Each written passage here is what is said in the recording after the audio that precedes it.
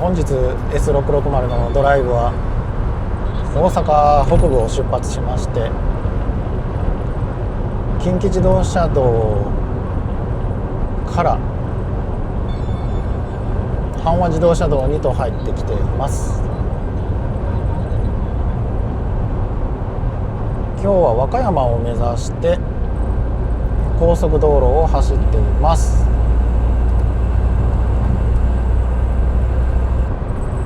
今走っているのが岸和田泉インターチェンジのすぐ近くです。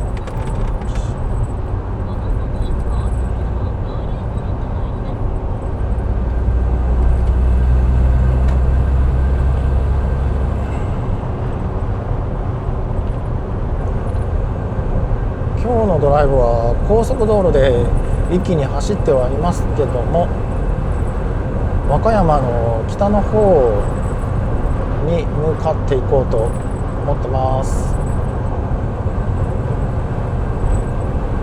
和歌山の北側に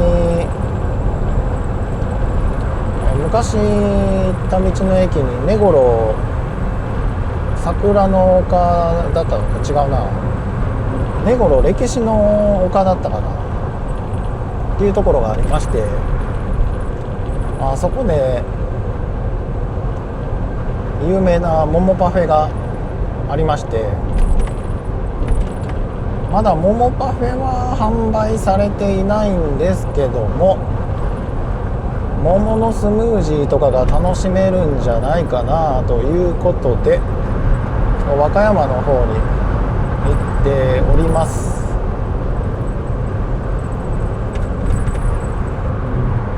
大阪の北の方から和歌山には高速道路を使わないと恐ろしく時間がかかってしまうので、ちょっと時間短縮のために高速道路を使っています。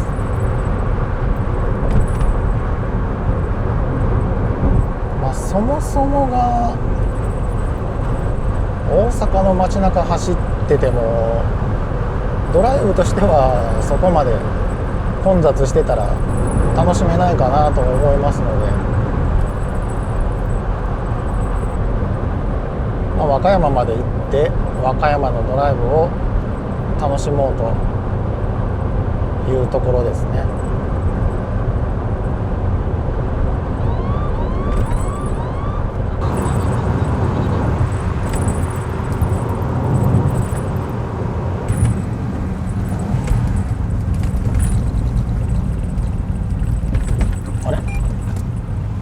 ごめんシフトが違うと思う。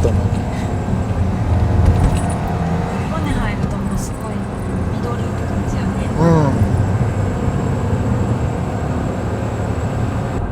岸和田のサービスエリアによってちょっとだけトイレ休憩を挟もうと思います。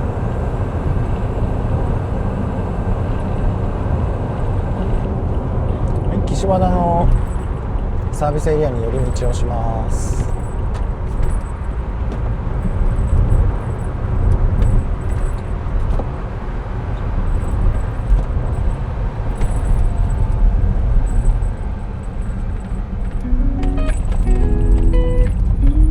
意外と多いですな。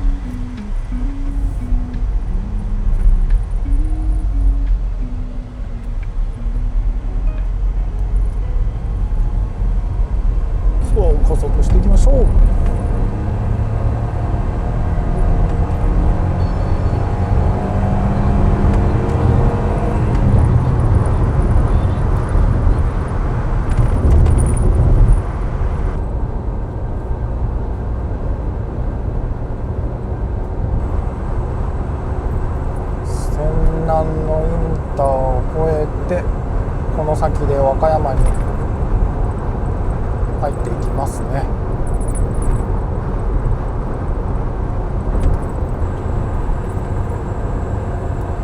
テレビの取材来てたんでスムーズ。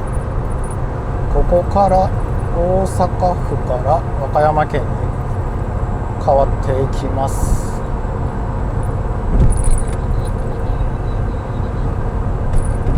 和歌山県に入ったらこのまま南に下って京奈和自動車道の方に抜けていく予定です。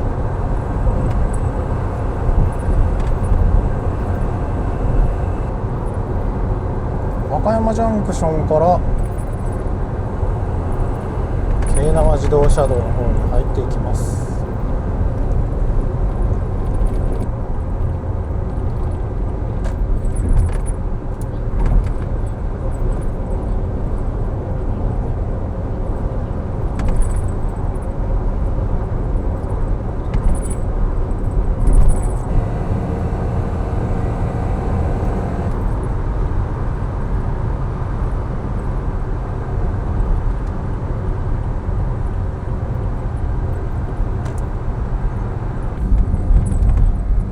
左に行った方が良かったんだよ。料金は1690円。岩で根幌の出口の方に向かっていきます。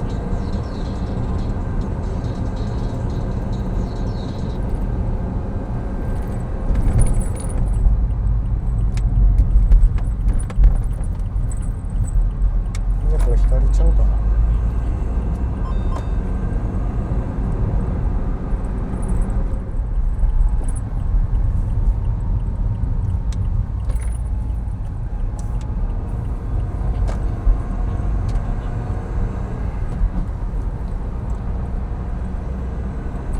根幌 SL 公園とかもあるんだ。閉まってるけどこれ左側の駐車場も止めれんのよね。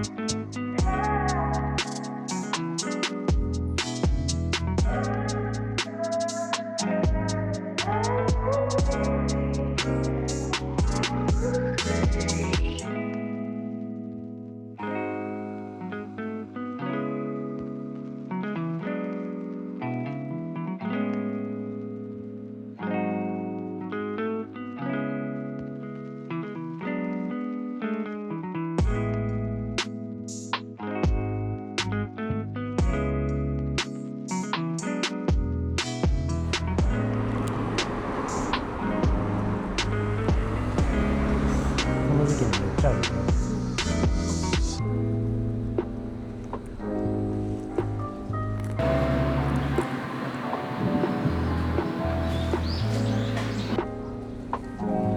これはいいよ。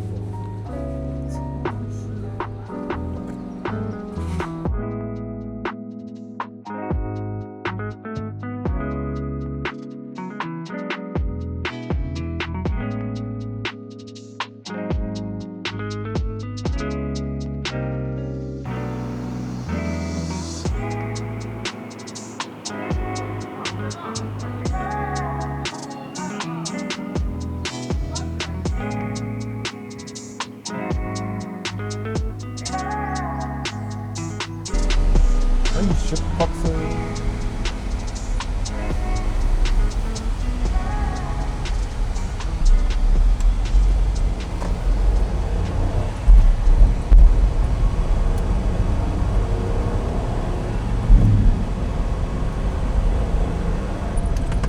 道の駅歴史根頃歴史の丘で食べれる桃のスムージーめちゃくちゃ美味しかったですね。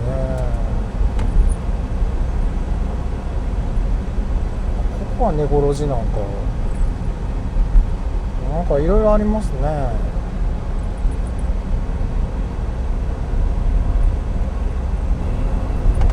もう今日はめちゃくちゃ暑いのでエアコンないとやってられません。まあそれでも車の温度計で27度なんで夏にはまだまだ程遠い気温なんかもしれないですけど、緑化センターって何なんだろう。なんかいろいろあるね。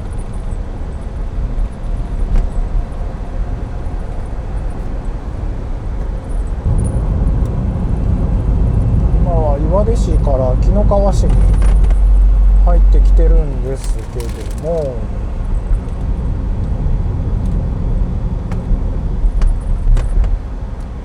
この先妻の希望がありまして、じゃこ寿司のお店に行ってみようと思います。何度かこっちの方に来てて超お気に入りみたいなんですよね。連れて行けっていうことなので、気持ちいい道をドライブしながら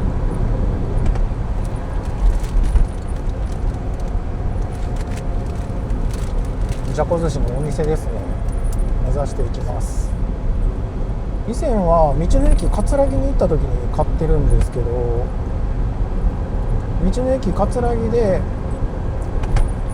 もう帰るんですけど、今ちょうどね時間が12時ぐらいになっちゃってて、この時間帯に道の駅に行くとめっちゃ多いんですよね、人が。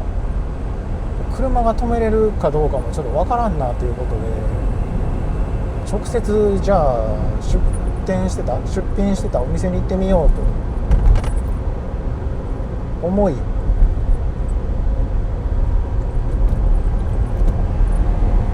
じゃこ寿司が売ってるお店の方を目指していきます。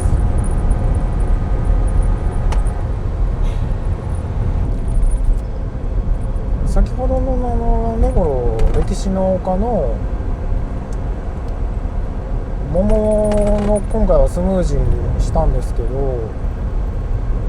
再来週ぐらいですね、今日が6月の12日ぐらいですかねなんですけど、再来週ぐらいから桃パフェが始まるっていうことで、桃が1個、桃やで荒川の桃になるんですかね、この辺りの桃が1個パコって乗ったパフェがあるんですけどね、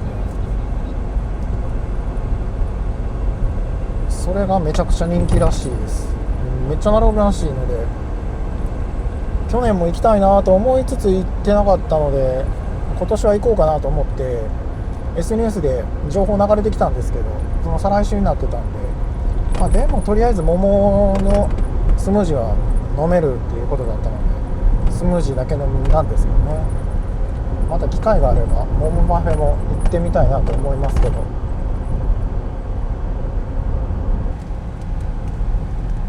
ナビは京奈和自動車道を通った方が早いよって言ってるんですけども、高速道路よりも下道の方が断然楽しいので、下道の方で向かっていきます。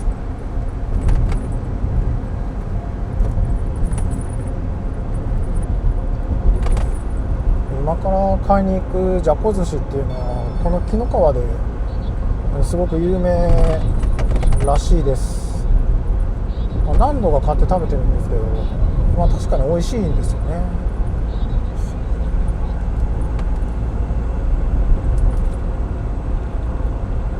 紀の川の方に来たら一回は食べてみていいと思います。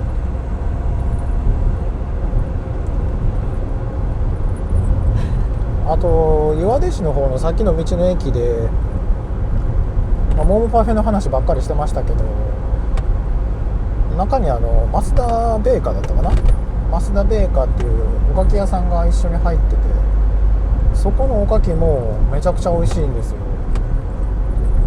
桃パフェを食べた時に合わせておかき買うの超おすすめです。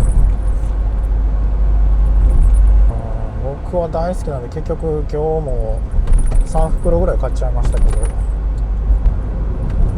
味見めっちゃさせてくれましたけどねお客さんが少なかったので、僕が行った時間が空いてる時間帯だったので、妻は妻で実家に買って帰るみたいなことを言って、さらに2袋増えて5袋ぐらい買っちゃいましたね。おかき好きだったら、おかき好きというか塩気の多い、塩気だけじゃないもんな、おかきが好きな人にはおすすめですよね。わーすごいね、ここさすがジェットコースターノード。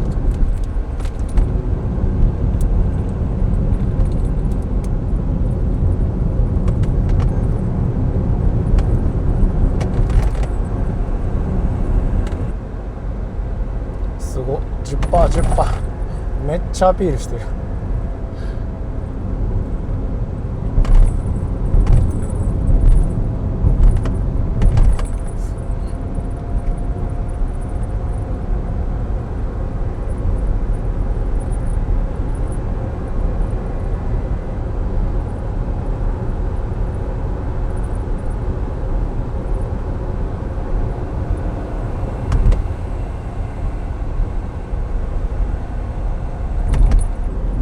なんか桃が買いたくなってきたな。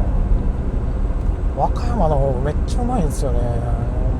荒川の桃1回いただいた時めちゃくちゃ美味しかったんですよ、甘くて。あんまり果物好きじゃないんですけど、でもあれはもう1回食べたいなって思いますね。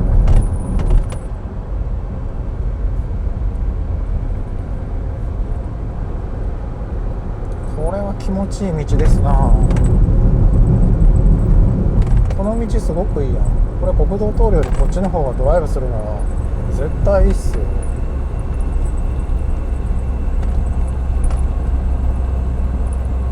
楽しいもん。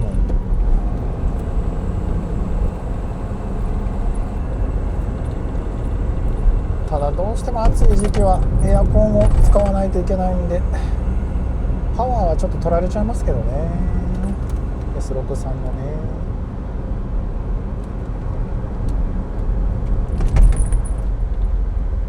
うわー、これなんか絶対あれよね、みかんか桃か。桃ではないよね、みかんとか。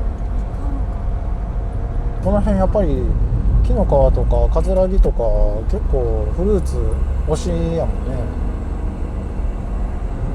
この道めちゃくちゃいいやん。ここから桂木町に入っていきます。あ、もうこれ桃じゃない？なんか袋してる。桃っぽいな。これか。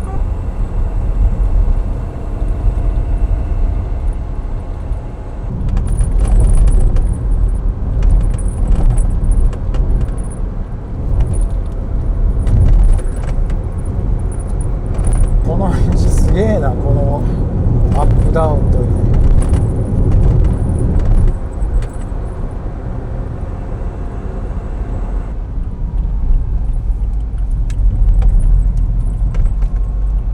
ここからこの気持ちいい農道を離れまして、国道24号線の方に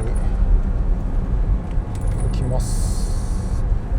山手の方から川に向かって下っていく感じになると思うんですけどね。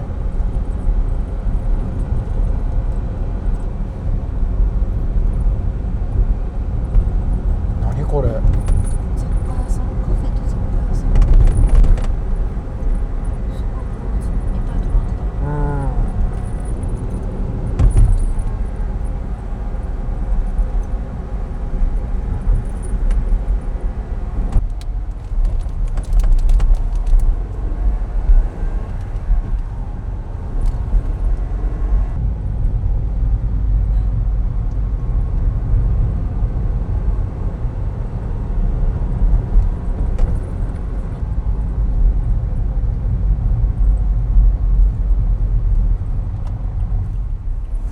こから国道24号線に入っていきます。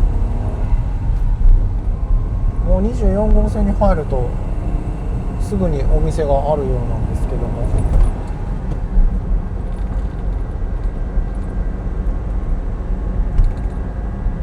あれかな、これっぽい。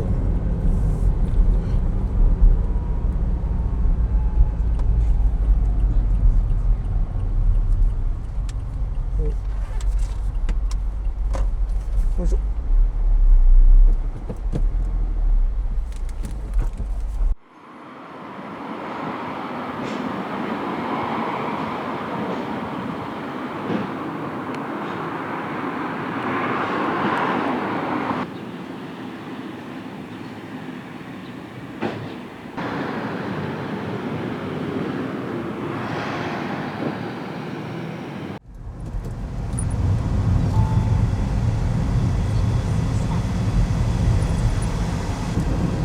この先はニュー津姫神社だったかな。ちょっと世界遺産になってるところあるんで、せっかくこっちの方来たんでそこに行ってみようかと思っております。国道24号線を走ってるんですけども、そこから高野山の方面に向かって途中で道を変えていくと思います。高野山と関係の深い神社になるんですかね。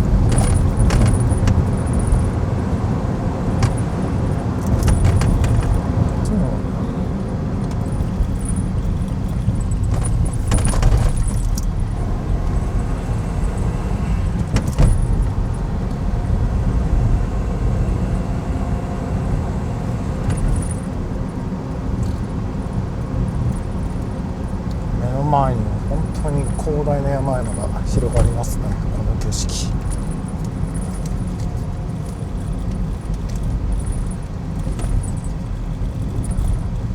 あ、そうか、このまままっすぐ行ったら高野山まで行けんのか。龍神89キロになってるもんね。国道480号線を走っていくようです。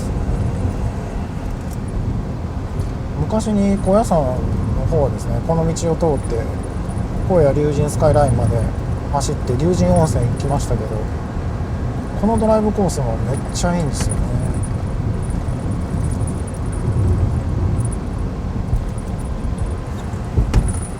高野山もゆっくり行きたいなとは思いますけどね。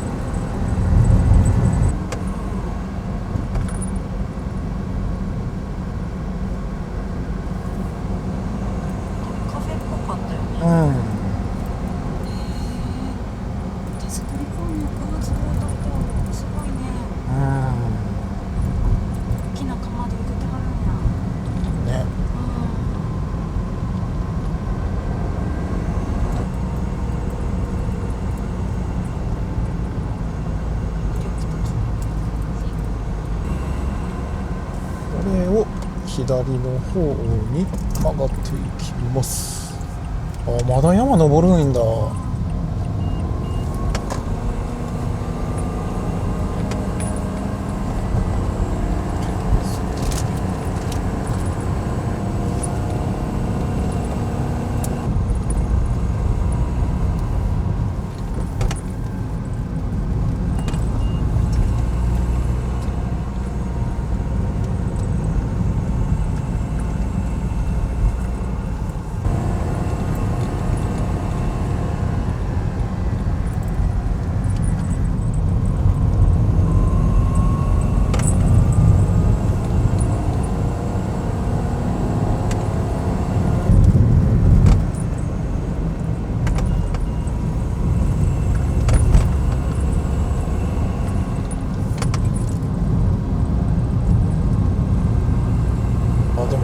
人住んではるんやね。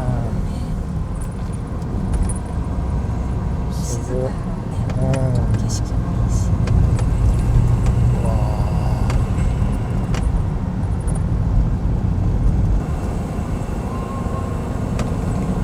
すごい景色がいいから先祖代々の土地なの。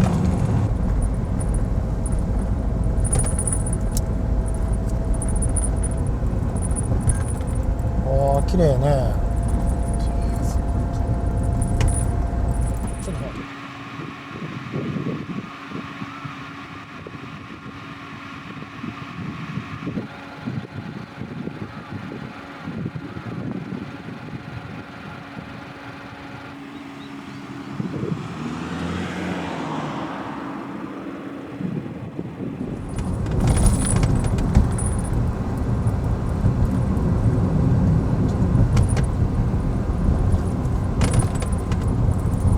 いい場所やね。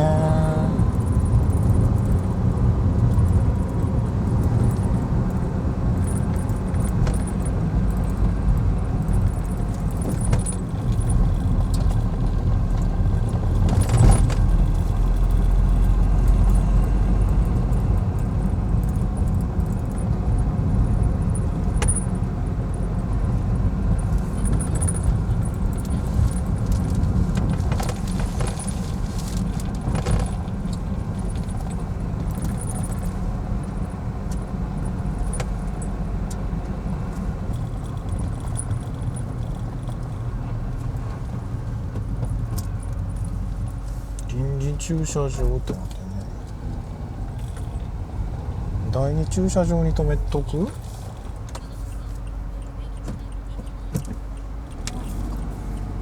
んか橋とかも綺麗なのあるし。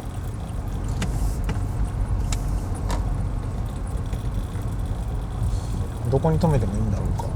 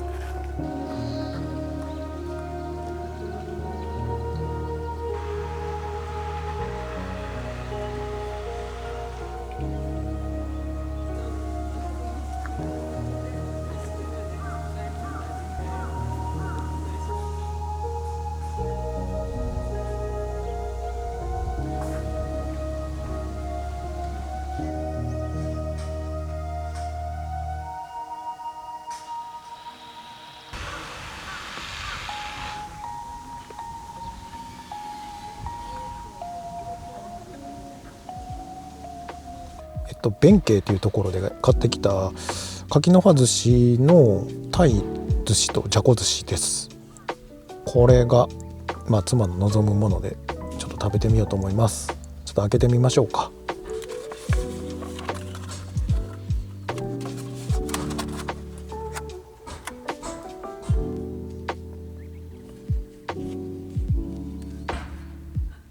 じゃこ寿司いただきます。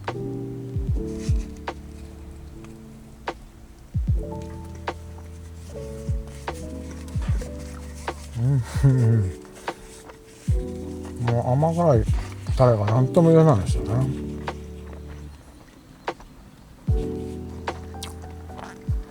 次が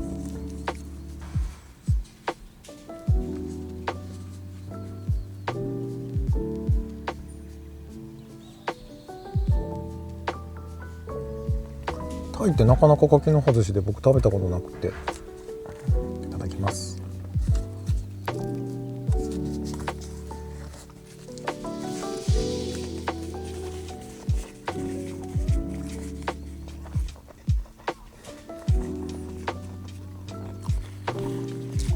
これもうまい。まあどっちも捨てがたいね。5種類ぐらい味があったから、なんか5種類全部制覇するのおすすめかも。でもやっぱり紀の川に行ったらじゃこ寿司は絶対に食べてみていいと思います。やっぱ美味しかったです。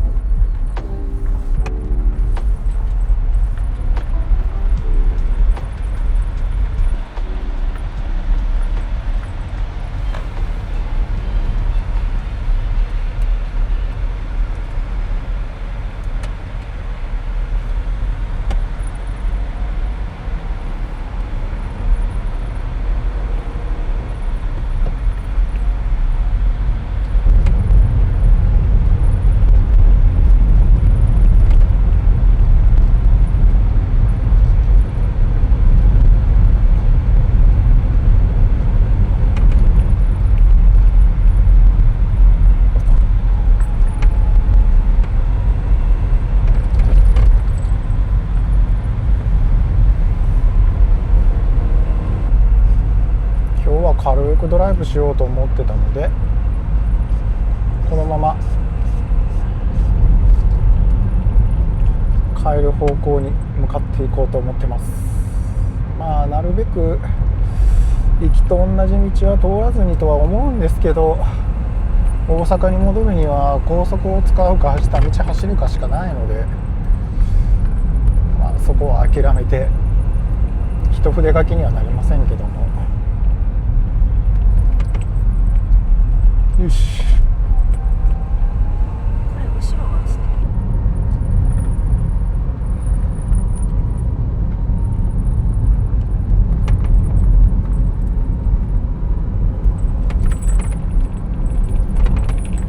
念願のじゃこ寿司が買えて嬉しい。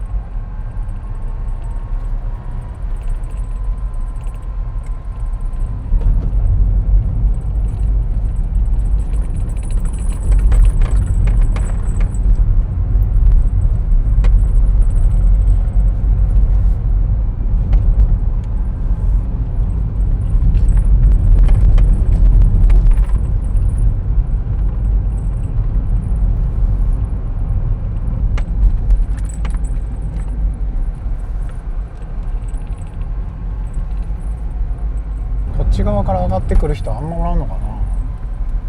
じゃああんま整備されてないよね。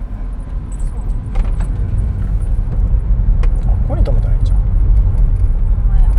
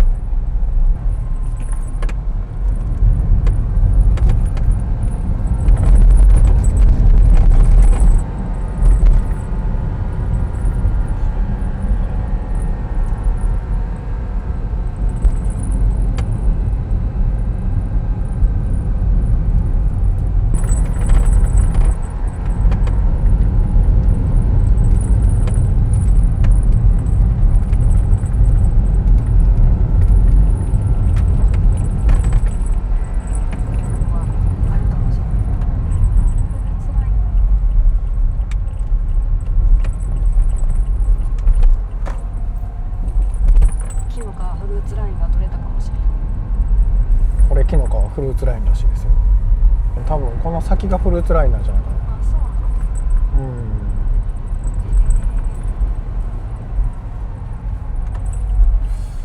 の。いいでしょうか。ここがフルーツライン。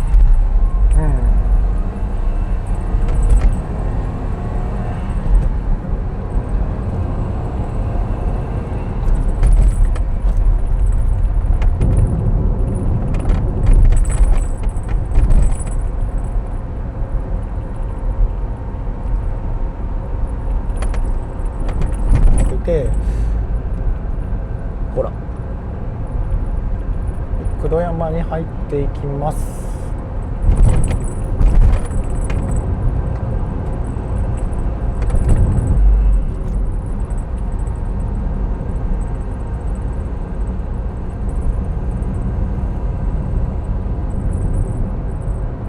このキノコはフルーツラインもこれもいいドライブルートですね。うわ綺麗、いいですね、景色がいい。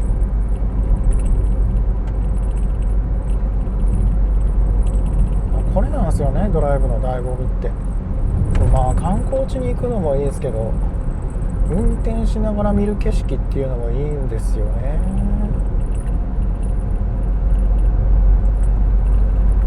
のんびりと山あいを走るドライブが本当に好きですね。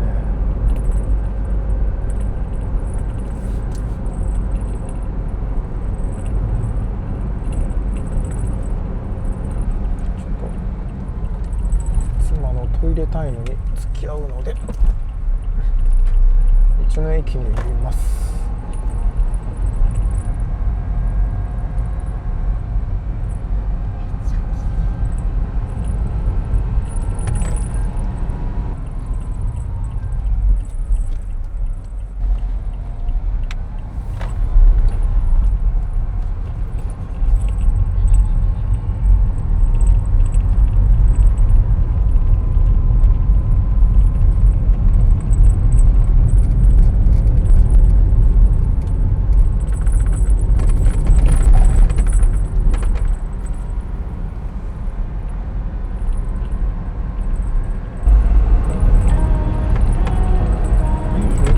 柿の里不動山で寄り道します。よいしょ。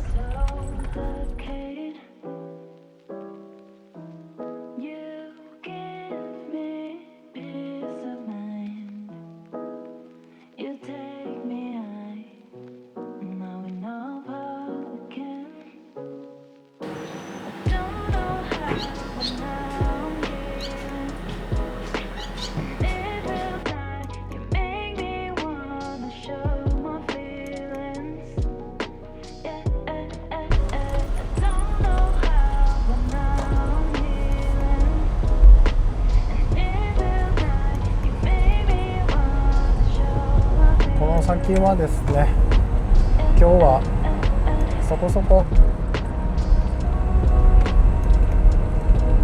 ドライブも楽しみましたし、この先はのんびりと帰るルートに向かっていこうと思います。